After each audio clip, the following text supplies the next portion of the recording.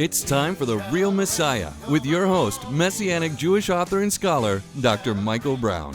Here to open up the scriptures, answer your questions, and help you discover Israel's true Messiah. Join the discussion now by calling 866-34-TRUTH. That's 866-34-TRUTH. Here again is Dr. Michael Brown. Welcome, friends, to the Real Messiah broadcast. This is Michael Brown. Delighted to be with you. All of our friends listening all over greater New York on 570 AM, The Mission, WMCA. So glad to be with you. Everyone watching on Facebook and YouTube around the world, thanks for joining us. I won't be taking your calls tonight on Real Messiah. A lot of ground we're going to cover. Want to interact with comments from a Hasidic Jewish journalist that got my attention and led to some online interaction, and want to take a look in a little bit greater depth, Matthew 24, the prophecies of Yeshua. What are they referring to there? What's called the Olivet Discourse, and also take a look in a little more depth at Psalm 22. That's what we're going to cover on this broadcast here on The Real Messiah. So last week, I corrected some really egregious remarks made by counter-missionary Rabbi Tovia Singer, and just they got my attention. A few people asked me about them. There are hundreds, thousands of things he said, comments made, hundreds, thousands of things other counter-missionaries have said, written, etc., and maybe 1 in 100, 1 in 1,000, 1 in 10,000, 1 in 100,000 I'll respond to. For many different reasons. And some counter-missionaries I have private interaction with as we continue to give information to one another and get perspective and challenge one another and things like that. But this time is one I just felt right to respond to. There are many other things I would differ with and would correct in terms of Rabbi Singer's presentations, but this one got my attention. And if you didn't catch the broadcast, and even if you listened, because I was referring to a lot of Hebrew and different things like that, you'll benefit by watching the actual YouTube video. So on our YouTube channel, Ask Dr. Brown, ASKDR Brown, you can actually see that for yourself, where I put Hebrew up, where I put various texts up to expose some really shocking error. And if anything was, either there was ignorance or there was deception. In other words, if he knew something and withheld it, that would be deceiving. If he said the opposite. If he didn't know it, that would be surprising ignorance for someone who's specialized in these areas. So I'm just dealing with exposing it because it matters. Truth matters. Truth matters, especially on eternal issues like what God wants us to believe and who the Messiah is and what the biblical text says. Well, there is someone that came on our YouTube channel. And again, on YouTube, if you'll read through all the comments there, you'll see sometimes a response from our team giving data or information or a link, but a personal response from me, maybe for every 1,000 comments or 5,000 comments, you'll find one response from me. I mean, it's not something that I'm able to do, and that's for you to be interacting primarily. And again, I can't respond to most of the requests. Someone sent me a tweet and a Facebook comment the other day, and they said, Dr. Brown, I appreciate all you do. This video is disturbing me. Could you check it out and refute it? Well, I clicked on the link out of curiosity. It was 5 hours long, the video. So if it was 5 minutes, I didn't necessarily have 5 minutes to watch it and respond, but 5 hours. So with all respect, I wish we had a big enough staff to do it, or that I had, a million hours in a day. But obviously we can only respond to so much. This comment got my attention. And when I clicked on the man's name, it claimed to be the account for a Hasidic Jewish journalist with the magazine Ami. Ami is My People. And the gentleman goes by the name of Jake Turks. That's his official writing name. And he said, why do you always play dirty pool on counter-missionaries instead of giving your audience an unbiased view of them by letting them be heard on your show without breaking their legs beforehand? That was a bizarre comment, a very odd comment. So I wrote back. I decided to respond.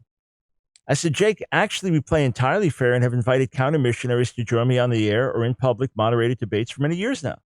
I've often reached out to them with invitations, but they've declined. As for breaking someone's legs, if they speak falsely, truth will refute them.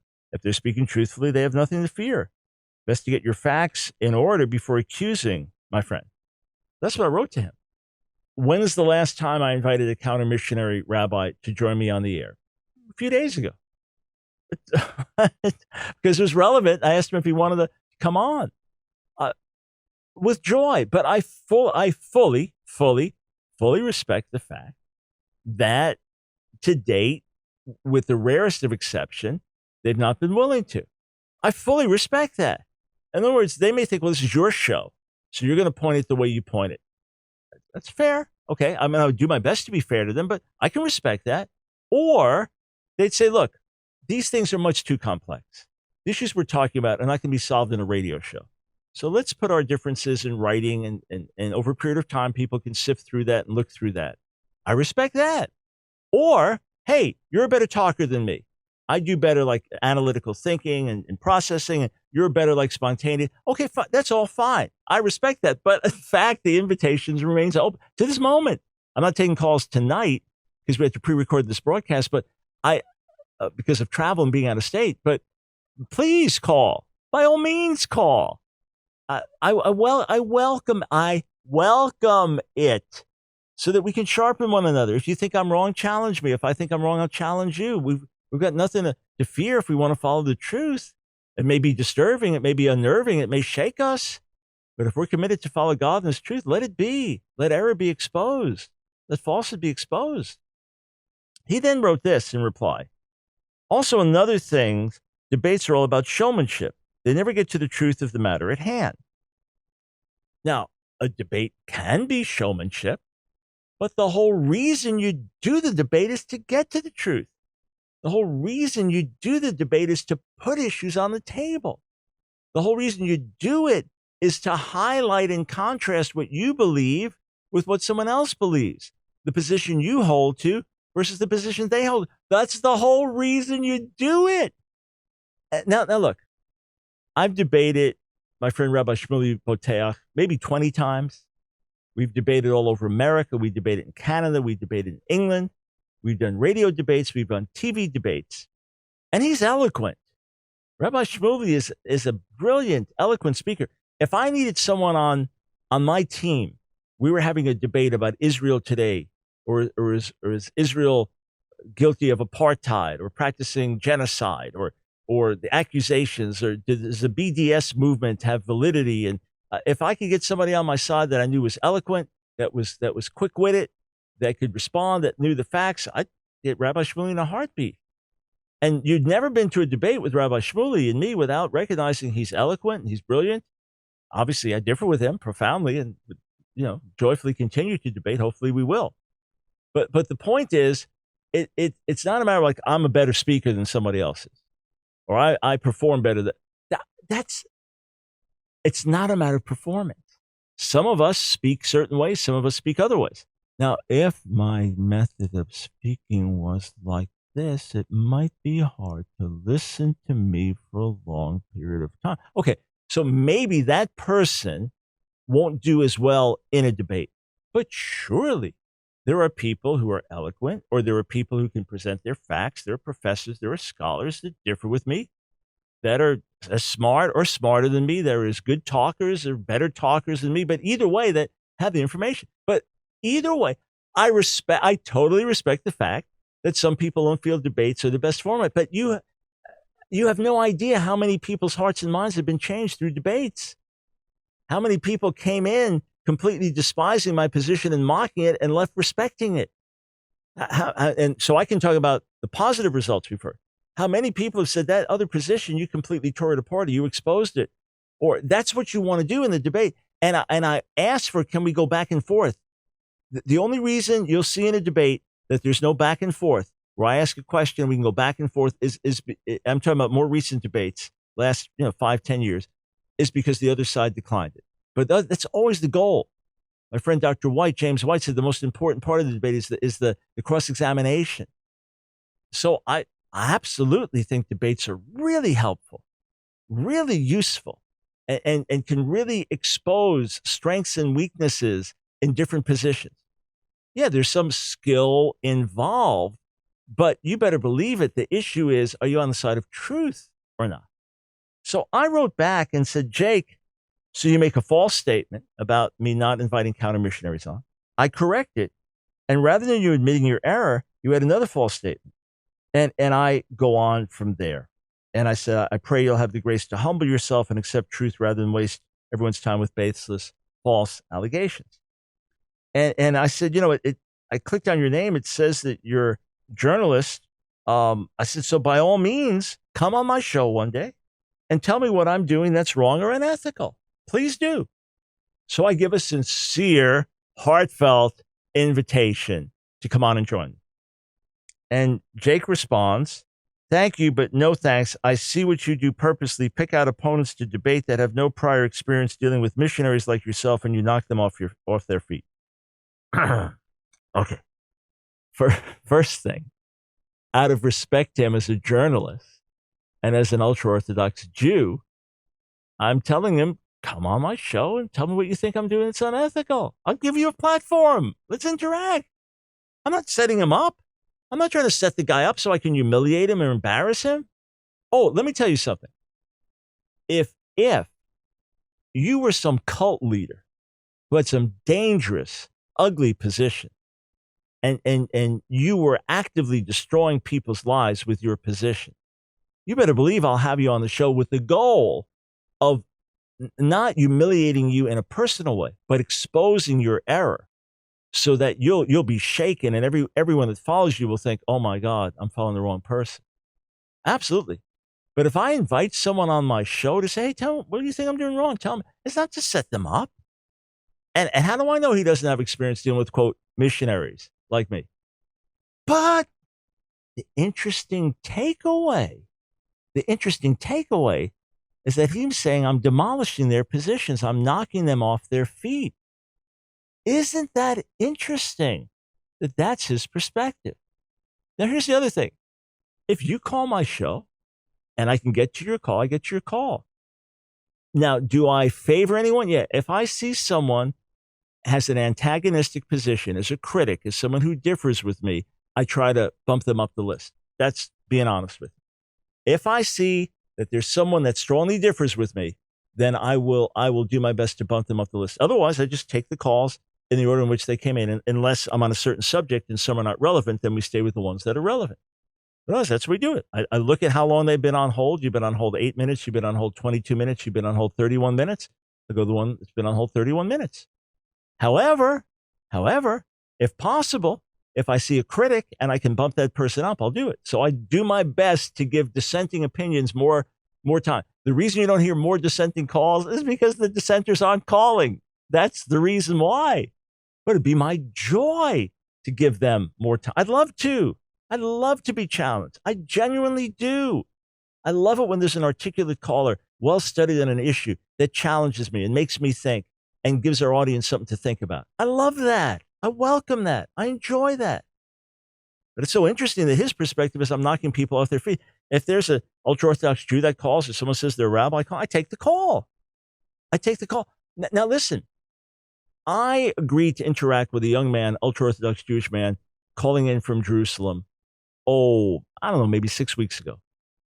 But I made clear at the end or during the interaction, he's not an official spokesman. He's not a recognized rabbi. Why? Because I wanted to be fair to the rabbis and to the more experienced counter missionaries to say, just because this guy doesn't have answers doesn't mean that you don't have responses. I'm trying to be fair. The reason I decline debates all the time is not because I don't want to debate, but because the person challenging me is not qualified. Oh, okay, here. What does it prove? Who's one of the heavyweight champions of the world today? Anthony Joshua. What does it prove if I got in the ring with Anthony Joshua and he knocked me out in 3 seconds?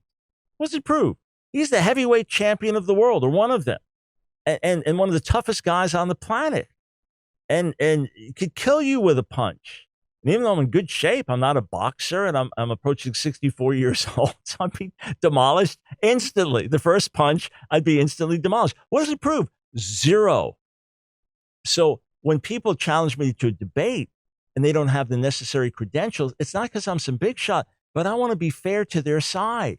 And if I rip them up and make their position look totally bad, it makes their side look bad. I want to be fair to the other side.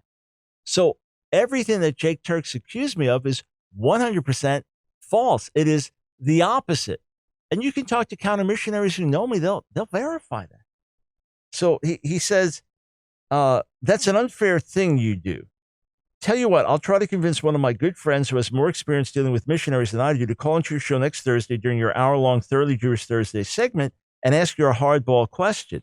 How do you like them apples? And I said, it's hard for me to believe you're a seasoned journalist. Have you done the research? First, I love those apples. I hope it happens. Please. And next Wednesday, God willing, as we're taking calls again on Real Messiah, please call with a hardball question. I welcome it from the heart. From the heart. That's why we do live radio. That's why we pay for airtime for people to call us rather than pre-recording all the shows. We only pre-record if I'm traveling or going to be out of the country and not able to do a live show. That's our whole reason. So, how do I like those apples? I love them. I'm looking for more of them. I'm craving them. But I said, how can you be a seasoned journalist and not realize whom I've debated? The most famous counter-missionary rabbi of them all in the last generation, Rabbi Professor Dr. Emanuel Shochet, we debated in 1995. The one and only debate, I understand he did many lectures on these issues, but the one and only debate. What a formidable opponent he was. Absolutely. Of course, we have the audio and video on our website or on the Real Messiah website so folks can watch it in its full form. But yeah, I mean, he was most famous. And then Toby Singer, well-known counter-missionary. I mean, not a professor or intellectual on Rabbi Shochet's caliber, but prominent counter-missionary, knows the material very well and very aggressive. And for many, many years, so we debated twice in a private setting, a public setting in the early 1990s. He's refused to debate me ever since. Just Sunday night, I saw someone introduce me as a friend of us. I said, tell him again, I'm eager to debate. Let's do it.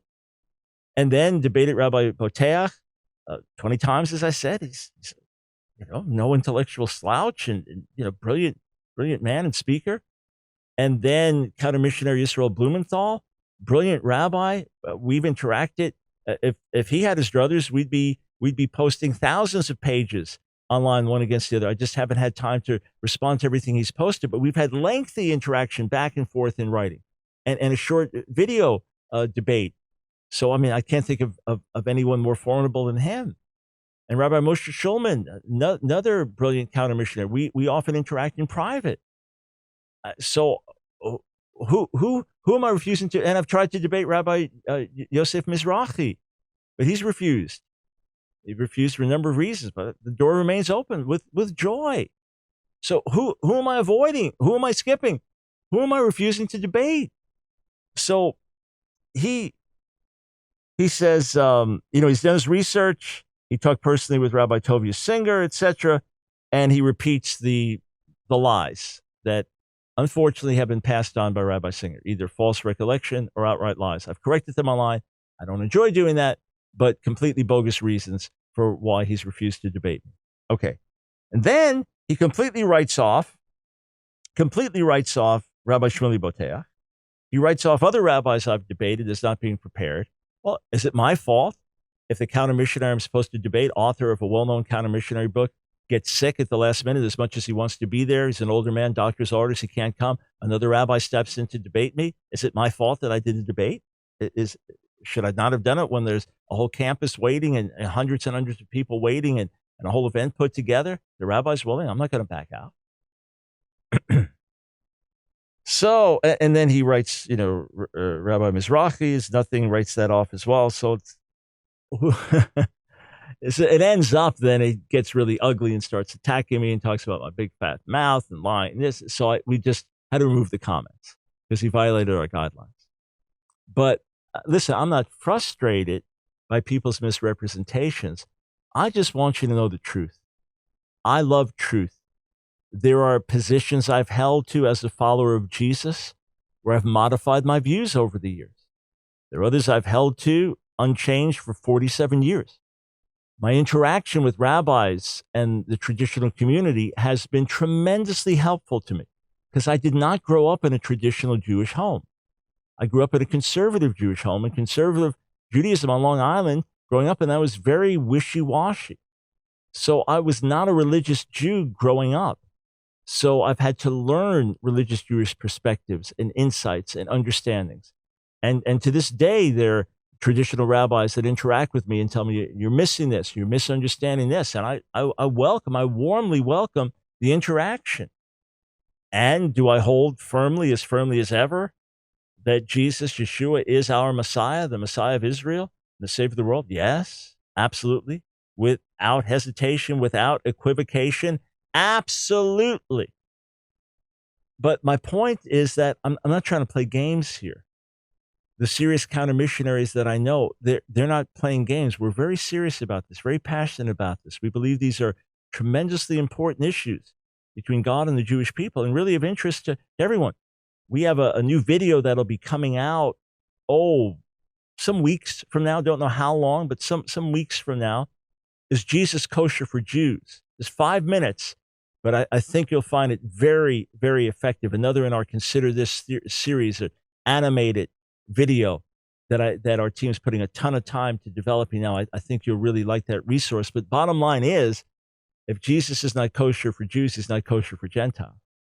Because either he fulfilled the messianic prophecies as written in the New Testament, he died for our sins as written in the New Testament, he rose from the dead as written in the New Testament, he ascended to heaven and is returning as written in the New Testament. Either it's true, in which case every Jew should follow him, or it's not true, in which case no Gentiles should follow him. It's not possible. We've said this over and over on the Real Messiah broadcast. It's not possible to have the option of he's okay for the Goyim, he's okay for the Gentiles, but not for the Jews. That simply doesn't work. In any case, let me go back to a passage from last week, Matthew chapter 24. A counter-missionary friend emailed me and said, do you really think Jesus was referring to Daniel 9:27 when he spoke about the abomination of desolation in Matthew 24:15? I said, oh, certainly. There are a few times in Daniel where this term abomination of desolation occurs. And in its most immediate context, it would talk about the defiling of the temple in the 160s BCE by Antiochus Epiphanes, Antiochus IV, sacrificing a pig on the altar in Jerusalem, and the outrage that led to the Maccabean revolt and so on and so forth, the Hasmonean dynasty. So yeah, that's the initial reference, but Yeshua is pointing and saying, no, there's a reference now, an application to the destruction of the second temple. And then specifically says, let the reader understand, meaning in particular, let the one reading Daniel understand what I'm talking about. So he does point us to Daniel 9:24-27. This rabbi then said, but isn't Matthew 24 talking about the end of the age, not the destruction of the temple in Jerusalem? I said, no, it's talking about both. It's talking about both. Matthew 24, the so-called Olivet Discourse, because Yeshua spoke it on the Mount of Olives, refers to the destruction of the temple in the year 70 and to the return of Jesus at the end of the age. It's Matthew 24, Mark 13, Luke 21. And some would argue that Luke 21 gives the clearest distinction between the destruction of the temple and the future. Others would say, here, it's just like if I intertwine my fingers like this. They're intertwined. The right and the left are intertwined. And so you've got one finger and then the next finger, but all intertwined. Just like some of the prophecies about the return of the Jewish people from exile, from Babylon in the Old Testament, and Ezekiel and Jeremiah and Isaiah in particular, that the prophets spoke of Israel returning in the most glorious ways and the temple being rebuilt. And many of the things prophesied happened, but many others didn't happen. So we know they are still future. So it's kind of like you then separate the hands a little bit. They're connected. You separate them a little bit, and then you can see the two distinct hands, but they're intertwined. That's how we understand Matthew 24. To say all of it took place in the year 70 AD is to me unsustainable, unsupportable, based on the rest of the New Testament. To say it's all future is unsustainable, unsupportable, based on the immediate context as well as the rest of the New Testament. So Matthew chapter 24, let's take a look over there. Matthew 24, and remember, Jesus is leaving the temple with his disciples, And it says, now when Yeshua went out and was going away from the temple, his disciples came up to point out to him the temple buildings. You see all these? Wow, just amazing. And he responded to them, Amen, I tell you, not one stone will be left here on top of another. Everyone will be torn down. As he was sitting on the Mount of Olives, the disciples came to him privately saying, Tell us, when will these things happen? What will be the sign of your coming and of the end of the age? So notice that they're asking him a threefold question. One, when will these things happen? The temple be destroyed. Two, what will be the sign of your coming? Three, and of the end of the age. They assumed all three were one. But really, they're two separate issues. The destruction of the temple and his coming at the end of the age. Yeshua answered them, Be careful that no one leads you astray. For many will come in my name, saying, I am the Messiah, and will lead many astray. You will hear of wars and rumors of wars. See that you are not alarmed, for this must happen, but it is not yet the end. The nation will rise against nation and kingdom against kingdom, and there will be famines and earthquakes in various places, but all these things are only the beginning of birth pains. Now, he's answering both of their questions, or all three of their questions, together right here. This applies to the first disciples. This applies to all believers through history, especially as we get to the end of the age. Then they will hand you over to persecution and will kill you. You will be hated by all the nations because of my name, and then many will fall away and will betray one another and hate one another. Many false prophets will arise and lead many astray, because lawlessness will multiply. The love of many will grow cold, but the one who endures to the end will be saved. This good news of the kingdom shall be proclaimed in the whole world as a testimony to all the nations, and then the end will come.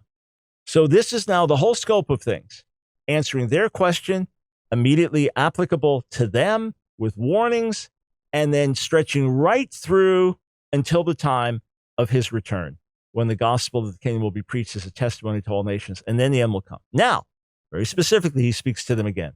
So, when you see the abomination of desolation, which was spoken of through Daniel the prophet, standing in the holy place, let the reader understand. Then those in Judea must flee to the mountains. Then one on the roof must not go down to take what is in his house. And the one in the field must not turn back to get his coat. Woe to those who are pregnant, to those who are nursing babies in those days. Pray that your escape will not happen in winter or on Shabbat. For then there will be great trouble, such as not happened since the beginning of the world until now, and there ever will. And unless those days were cut short, no one will be delivered. But for the sake of the chosen, those days will be cut short. There is an immediate application to the disciples here.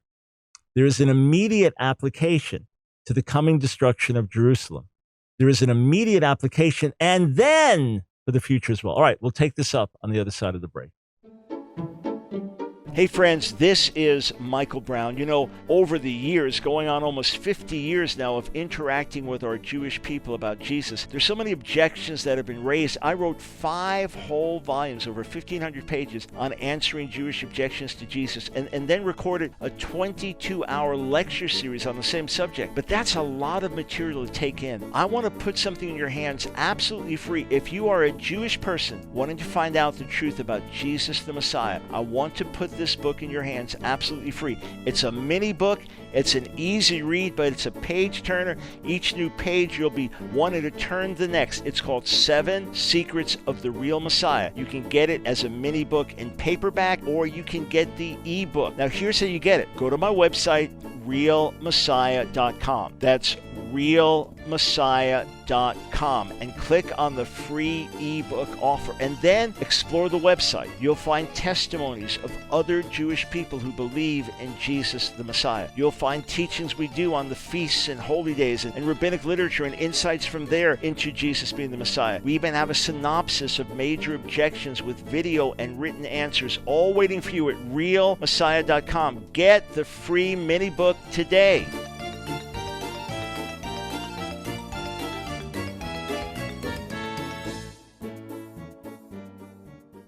Welcome back to the Real Messiah broadcast. This is Michael Brown. So delighted to be with you. Looking at Matthew 24, where Yeshua prophesies about the destruction of Jerusalem and the end of the age. He prophesies about what's coming in this next generation, and he prophesies about what's coming in the final generation. Do I believe that there will be a third temple built in Jerusalem before he returns? Yes, I do. Not dogmatic about it, but I believe it. Do I believe that many of the things that he spoke of in Matthew 24 will be applicable at the end of the age? Yes. Read Ezekiel 36 as an example of a prophetic word given to Israel returning from exile in Babylon, and see how some of it was fulfilled then and some is being fulfilled and remains yet to be fulfilled, and with much parallel. So I would think then for Matthew 24 to have a future fulfillment about warning to flee from Jerusalem, and pray that your journey is not on Shabbat, obviously when it's more difficult to travel, then that would mean that religious Jews will have much more influence in Jerusalem at that time. Well, even now, Jerusalem is shut down in terms of stores open and restaurants open on Shabbat.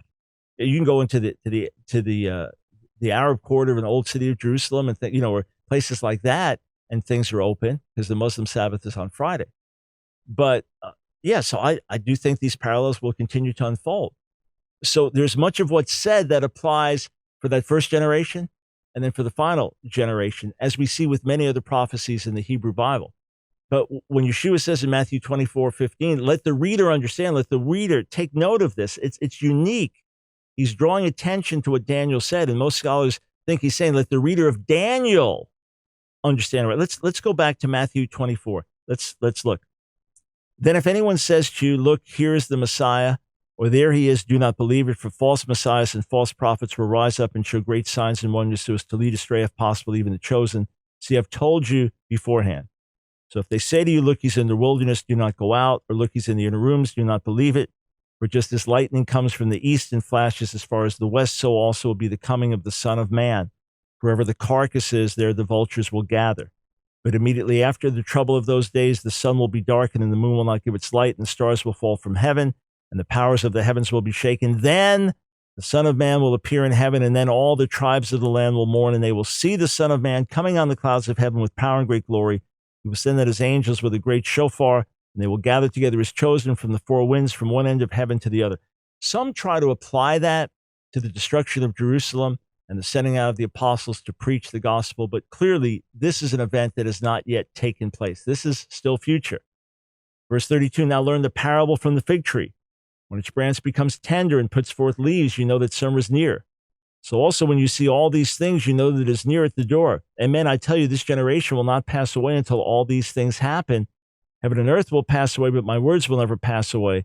But of that day and hour, no one knows, not even the angels of heaven nor the Son, except the Father alone. Now, there are two ways you could read that. The one way you could read it is that those hearing Jesus' words right now, so the disciples, that generation, those hearing Yeshua's words, those seeing those initial signs take place, that generation will not pass away until all these things happen.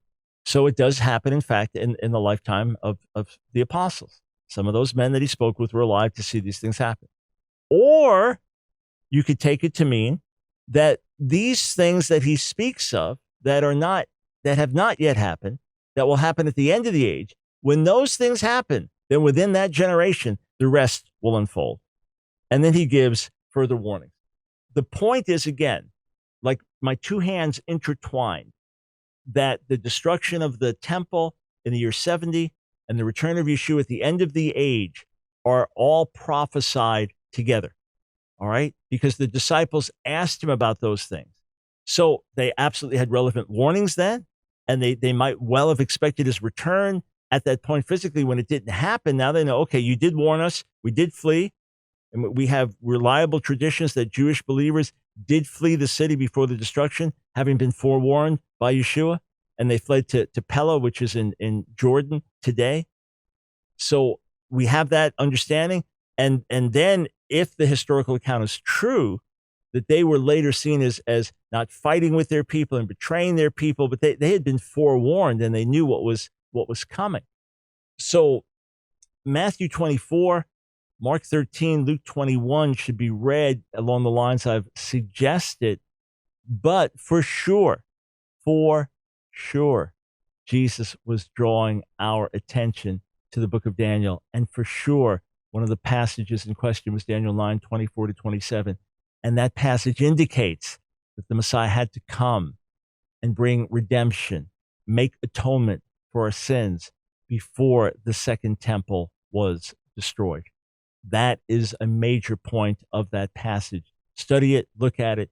If you need further commentary on it, if you want to get in more depth where I respond to objections and questions, volume 3 of Answering Jewish Objections to Jesus is where we do it. Now, the other text we looked at, just focusing in micro detail on the Hebrew in Psalm 22, in terms of one particular verse and really one particular word, I want to look at it a little bit more broadly today. So let's go to Psalm 22.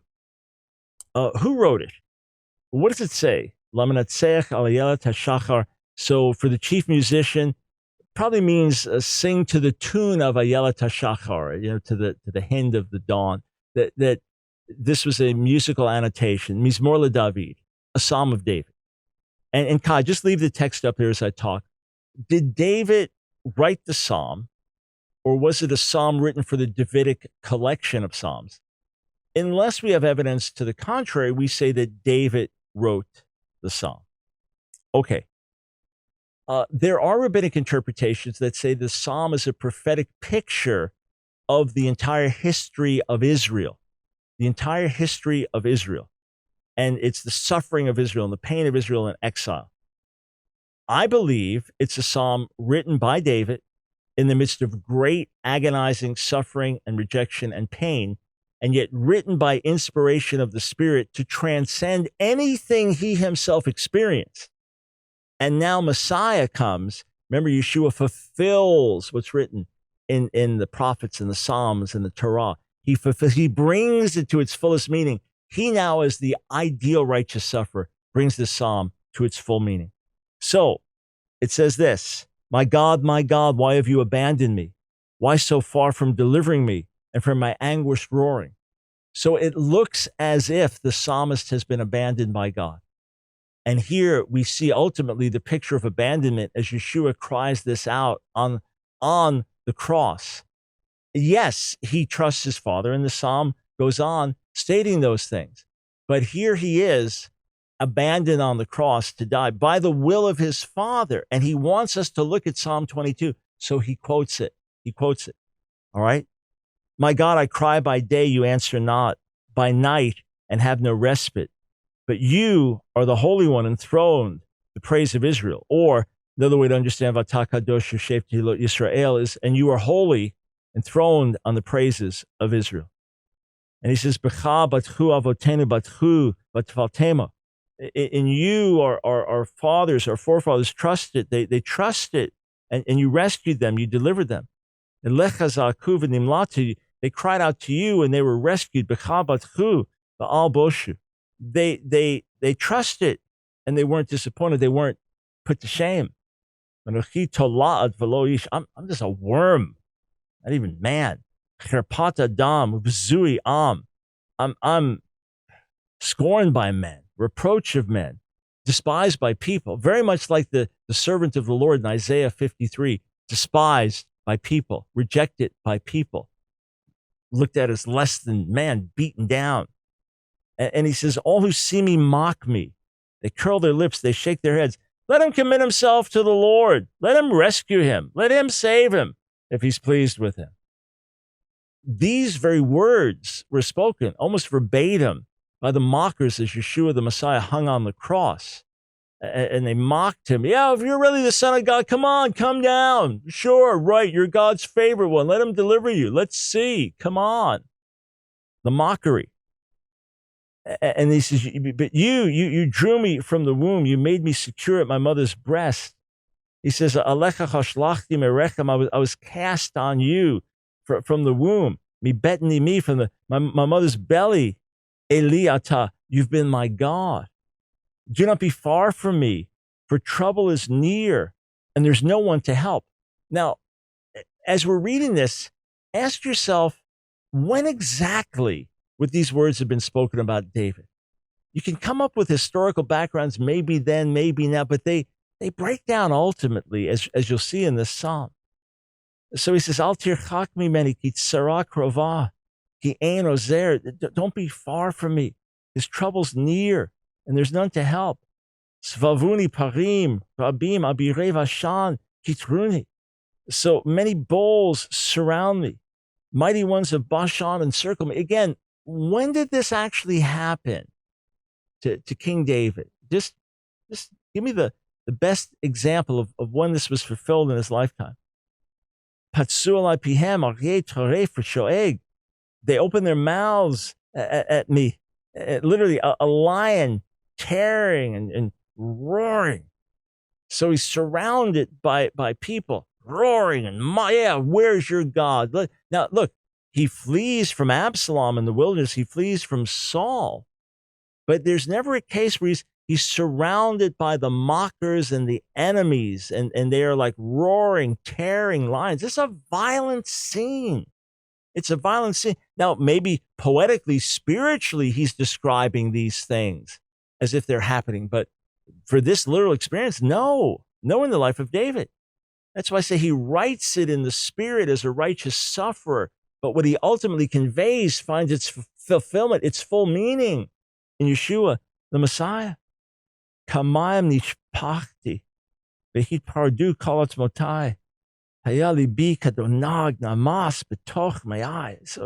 So I'm ebbing away like water. All my bones are out of joint. Again, very vivid picture of crucifixion. My heart's like wax, and it's melting within me. It's melting in the midst of my body. Yavesh kacheres kochi. So my vigor or my strength dries up like a potsherd. Ulushoni medubak. Ulushoni mudbak malkochai. And my tongue cleaves to my palate. Lafar mavet tishbeteni. And you commit me to the dust of death. There's a death sentence on him. He's going to die. The suffering is acute. Hisvavuni klavim. Dogs surround me. Adat re'im hikifuni. A pack of evil ones closes in on me like lions. And then in brackets in the UJPS translation, they maul my hands and feet. So it's literally ka'ari adav v'raglai, like a lion, they maul my hands and feet. Again, dramatically vivid picture if it's speaking of crucifixion. Like a lion, they maul my hands and feet. Or if we follow what we have in other Hebrew manuscripts, other Masoretic manuscripts in the Dead Sea Scrolls, that they dig through, they bore through, should be another description, a vivid description of someone's hands and feet being pierced through. I mean, very vivid, very dramatic. That's how the oldest Jewish translation, Septuagint, translates it. They pierced my hands and feet. You say, why wasn't this distinct verse quoted? Well, verse 1 was quoted, and the mocking was quoted, and the fact that you'll see in a minute they sell his garments, that's quoted. And there are other passages in the New Testament where they'll quote one part. You think, why did they quote the other? It's even more valid or even more applicable. Well, if you read the whole passage, read the chapter, then you'll see that. You'll get that. And he says this, Asaper kol atzmotai, I can count all my bones, hema yabit uvi, all my bones where they look on and gloat. Then he says, Ish, yichalku v'gadai lahem. They divide up my garments among them. And they cast lots for my garments. When did they divide his clothes up? When did they divide his clothes? When did that happen to David? It never happened to David. Messiah fulfills it. You understand why some of the rabbinic interpretation says it's a picture of Israel and its suffering and exile. In other words, it's a bigger picture than what happened in the life of David. And then the word of hope. Oh, Lord, don't be distant. Eyaluti le'ezrati chusha. My strength, hasten to my aid. Atzila mecherev nafshi. Save my life from the sword. Miyad kelev yechidati. My precious life from the clutches of a dog. Oshieni mi pi aryeh. Deliver me from the lion's mouth. Umi karnei ramim. Anitani. And from the horns of the wild oxen. Rescue me. And by the way, it could be the repeated references to lion here that caused the textuality to go from karu or ka'aru to ka'aryeh. Or ka'aryeh could be original. Either way, the meaning comes out the same overall. Asapra shimcha le'echai b'toch kahal alecha. So he's saying, Now I'm gonna proclaim your name, your fame, to my brethren.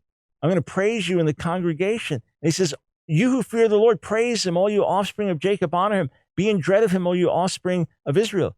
He lo vazav lo shiketz enut ani. For he did not scorn, he did not spurn the plea of the lowly. Below his tear panav, he didn't hide his face from mimena, from him. Uvashavo elav shama. And when he cried out to me, listen. Because of you, or from you, I offer praise in the great congregation. I'll fulfill my vows, pay my vows in the presence of his worshipers. So the lowly will eat and be satisfied. All who seek the Lord will praise him. May their hearts live forever. May they always be of good cheer. Call off, say Aris, that all the ends of the earth will remember and turn to the Lord. And all the peoples of the nations will prostrate themselves before you. Because kingship is the Lord's and he rules the nations.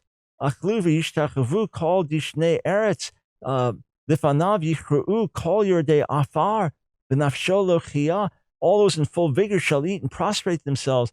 All those at death's door, whose spirit's flag shall bend the knee before him. Zeriav deno, Yisuparla Adonai lador. So offspring, meaning a seed of future generation, will serve him. The Lord's fame shall be proclaimed to that generation. Yavovi agidut sikato, the am nolad ki asa.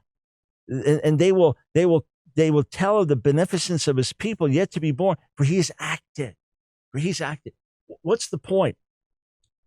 David is saying this deliverance from the jaws of death will be so dynamic and so dramatic and will be such a demonstration of the kingship of God that not only will this be told from one generation in Israel to the next, not only will that be the case, but the ends of the earth will turn to the Lord because of it.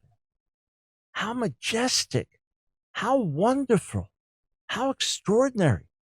Did anything like that happen in the life of David? Nope, no, sorry, absolutely not. Didn't happen.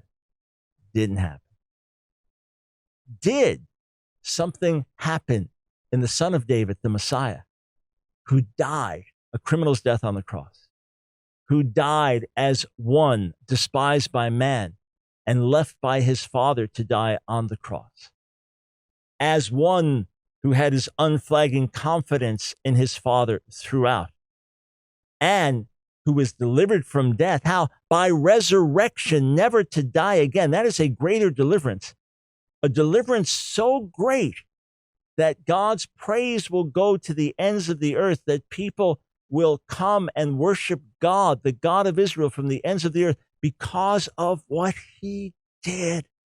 He acted in history. He raised the Messiah from the dead for the whole world to see, as his name is preached and proclaimed around the whole world. And as the resurrection is proclaimed, God himself backs that message. And to this day, sick bodies are healed. To this day, miracles take place. To this day, captives are set free in the name of Yeshua, because he indeed has risen. Wonderful news. This is how Messiah fulfills the Tanakh, fulfills Torah, fulfills prophets, fulfills Psalms, fulfills the writings. He brings them to their fullest meaning. Just as the exile from Babylon fulfilled part of Ezekiel 36 and part of Isaiah 40 to 55, but not all of it. All right, and part of prophecies of Jeremiah about the return from exile, passages like Jeremiah 24 and others, fulfilled some, but not all. All right, the same way the Messiah takes these scriptures and brings them to fulfillment, some through his first coming, some through his ongoing work, some through his second coming. By the way, this journalist, Jake Turks, who challenged me on YouTube, ultimately we had to remove his comments because of the nature of them. But if you feel he's treated unfairly in any way and want to see them in full context, just write to us. We'll copy out everything that was posted. His words, mine, without alteration of any kind. I was going to say without altercation is a bit of an altercation in words, but he completely denied the story of Joanne Chinkers, who is a missionary in Nigeria, serving the poorest of the poor, courageously giving her life to help educate children and shine the light of the gospel in a dark world and in very difficult conditions. I don't think most of us would last a week, and she lives there. Joanne was the one who was an Orthodox Jewish woman. She was raised Reform, had become a believer in Jesus, didn't have really strong foundations. Sharing the gospel with an Orthodox Jew, he pulled her away from the faith. She became a very zealous Orthodox Jew, lived in the Saltmark community in Brooklyn, has great respect for that community, and worked with children there and families there, special education and things like that. And then, as an active counter missionary, heard me at a private gathering debate Rabbi Tovia Singer was so shaken by it. That's what led to her coming back to Jesus and now serving Yeshua these decades now, and for a good many years in Nigeria. So if you want to find out more, just type in Joanne Chinkers, Chinkers. Jake Turks, journalist, said no such person exists, never happened. Yeah, of course it happened. We don't make these things up. And if you want to support her work in Nigeria, she's absolutely worthy of it, helping people that really need help in the most loving, sacrificial way, and making Jesus known to all peoples there that are willing to receive her. So just type in my name, Michael Brown, put that in quotes, then Joanne Chinkers in quotes, and Rabbi Singer in quotes. You'll find articles about her or broadcast where she shared her testimony. All right, out of time. Look forward to talking with you next week right here on Real Messiah. Hey, friends. Thanks so much for being part of today's broadcast. I want to speak to you for a moment. If you are a follower of Jesus, the Messiah, would you partner with me in bringing the good news of Yeshua to the lost sheep of the house of Israel? Is there anything more sacred or precious we could do together in the Lord? Friends, we have resources we need to get out in Hebrew. We have enhancements we need to put on our Real Messiah website. We need more help to answer the many questions that come in from Jewish inquirers and from those wanting to know about the Jewish roots of the faith. And this is something we can do together with your help. Paul said the gospel is to the Jew first and also to the Gentiles. So join with me today in reaching the lost sheep of the house of Israel. Right now, take a moment and go to Ask Dr. Brown, askdrbrown.org, and click on Donate.